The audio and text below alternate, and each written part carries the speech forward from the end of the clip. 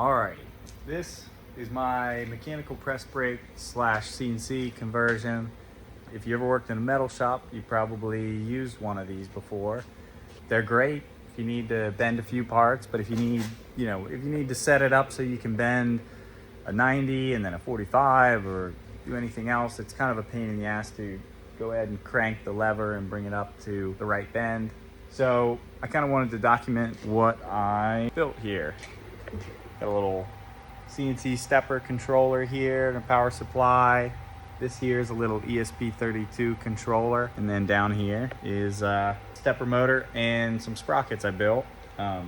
Same as these, I cut these sprockets out on the plasma cutter and just ground them down until they worked well with this chain. This gives me the ability to program bends into this old machine. This thing is a 1942, I think.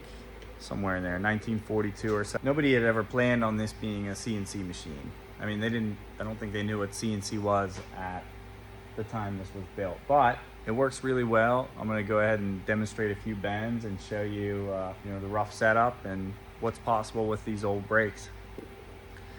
All right, normally I take my phone, put it in this little slot here, and then I can type the bends in on there, but I'm using my phone to record. So bring up the little web page that you enter all your stuff into.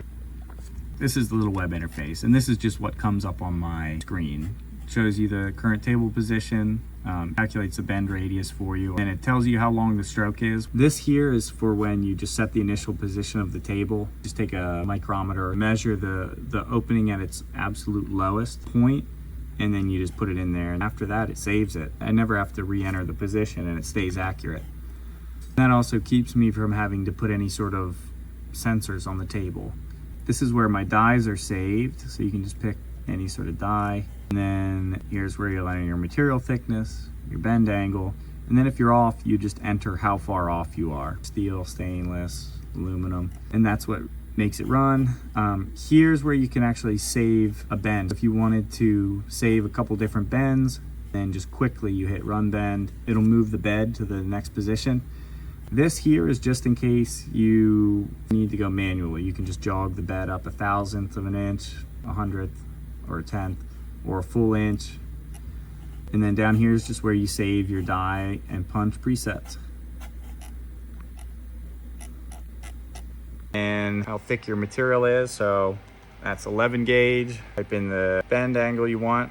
So 135 degrees, no bend correction yet. And then hit calculate and move. And when I click that, you'll see the stepper take off and run the sprocket.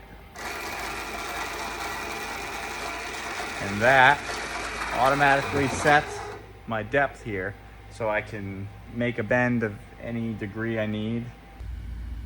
One thing I forgot to mention in the video is the reason I started this project. I wanted to test my own bending math. If you look here and pretend that this is a piece of steel being bent, this is how your die looks.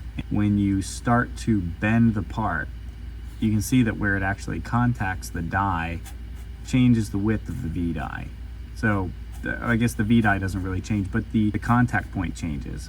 If you're calculating the stroke for a bend, and you're calculating it off of this opening up here, from this dot to that dot, well, it's gonna be wrong by the time it gets down there. It's gonna be inaccurate. So the bend math on this machine takes that into account. And so if you set a 90-degree bend, it actually calculates it as if this is the V die width. So it uses that radius to adjust the width as it calculates. And I found that it actually makes it a lot more accurate. So 90-degree bend, calculate and move.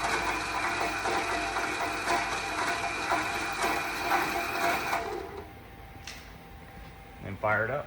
We'll see how accurate it is.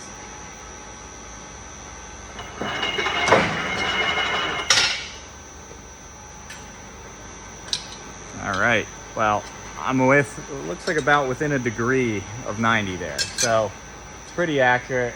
Let's just throw another random number in and see if it hits it. 135, see how accurate that is.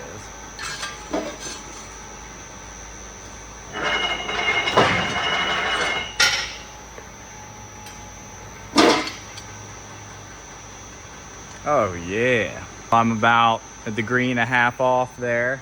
It gives you an accurate bend over a wider range, whereas with my other CNC machine over here, you would dial it in at 90 degrees and then 135 degrees, and you would get a completely different bend. You'd be 10 degrees out. That's the whole reason I did this project. If you wanted to do one for yourself, you'd have to figure out all the math between your stepper motor and the sprocket and then worm gears. But it wouldn't be that hard to do. You could do it with a different press brake. You just have to change some of the code. Just wanted to show off some of the fun stuff I've done in here. This thing went straight into production. I use it every day, and it's great. Saves me hours of time every week, not having to crank and set that manually. So cool, let me know what you think.